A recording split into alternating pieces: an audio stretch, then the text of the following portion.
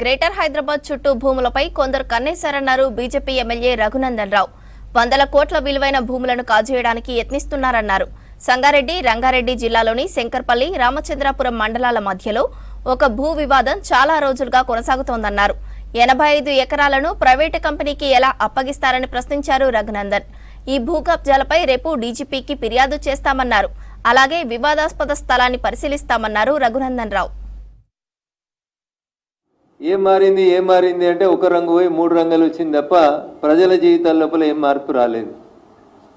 చట్టంలో ఉన్నటువంటి లొసుగులను అడ్డం పెట్టుకొని అమాత్యులు కొంతమంది భాగ్యనగరం చుట్టూ, రింగ్ రోడ్డు చుట్టూ ఒకటే ఎజెండా అమాత్యులకి. ఏడ ఖాళీ జాగుంది, ఏడ దస్తేద్దాం, ఏడ గరీబోడు ఉన్నాడు, ఏడ బెదిరిద్దాం, ఏడ పోలీసులను అడ్డం పెట్టుకుందాం, ఏడ భూములు గుంజుకుందాం. అడ్డం వస్తే వకీల్ సాబుల మీద కేసులు ఎట్లా పెట్టాలి, గిరిజనుల మీద కేసులు ఎట్లా పెట్టాలి, జర తెల్ల బట్టలు వేసుకున్న వాళ్ళు ఎవరైనా మాట్లాడితే వాళ్ళ మీద 10-15 కేసులు ఎట్లా పెట్టి బగాయించాలి. సో మెదక్ జిల్లా, ఆ పక్కన ఉన్నటువంటి రంగారెడ్డి జిల్లా, మళ్ళీ ఇప్పుడు మెదక్ జిల్లా 3 ముక్కలు అయింది. ఆ ముక్కలో ఒక ముక్క సంగారెడ్డి జిల్లా. సంగారెడ్డి జిల్లాకి, రంగారెడ్డి జిల్లాకి మధ్యన కొంత భూ వివాదం చాలా కాలం నుంచి నెలకొని ఉంది. 2 మండలాలు, ఒకటి శంకర్పల్లి మండలం, ఒకటి రెండో పక్కన రామచంద్రాపురం మండలం. Shankarpally mandal comes under Rangareddy district and whereas Ramchandrapuram mandal comes in the old Medak district and presently Sangareddy district కింద వస్తుంది.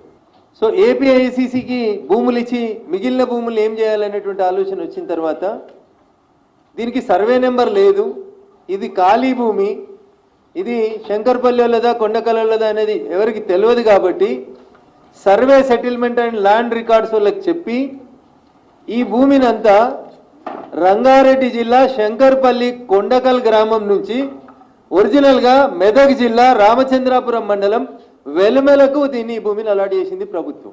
993 ఆఫ్ 2025, 993 ఆఫ్ 2025 ఈ రిట్ పిటిషన్లో గౌరవ హైకోర్టు న్యాయమూర్తి గారు ఏం చెప్పిందంటే respondent number 8, respondent number 9, respondent number 8 CI BDL గారు, రెస్పాండెంట్ నెంబర్ 9 కొండకల్ పోలీసులు.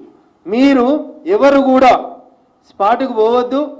ఇక్కడ ఉందన్న క్లియర్గా పోలీసు వాళ్ళు 500 మంది నిలబడి అక్కడ డే అండ్ నైట్ లైట్లు పెట్టి ఆ పక్కలకి ఏమైనా పోతే 144 సెక్షన్ ఉందని చెప్పి ఊరోళ్ళందరినీ బెదిరిస్తూ లేడీస్ అని కూడా చూడకుండా మేమన్నీ ఆడియోలు, వీడియోలు, డ్రోన్ కెమెరాలు, మ్యాప్లన్నీ రికార్డ్ చేసినాం. నా విజ్ఞప్తి రాష్ట్ర ముఖ్యమంత్రి గారికి, డీజీపీ ఆఫ్ పోలీస్ తెలంగాణ గారికి, హైకోర్టు సర్వోన్నత న్యాయస్థానం దాంట్లో ఇన్వాల్వ్ కావద్దు, వాళ్ళ భూముల్ని డిస్టర్బ్ చేయొద్దని చెప్పిన తర్వాత మీ పోలీసోళ్ళు, మా పోలీసోళ్ళు, సంగారెడ్డి జిల్లా పోలీసోళ్ళు మొత్తం 3 రోజుల నుంచి ఒకటే డ్యూటీ చేస్తారు.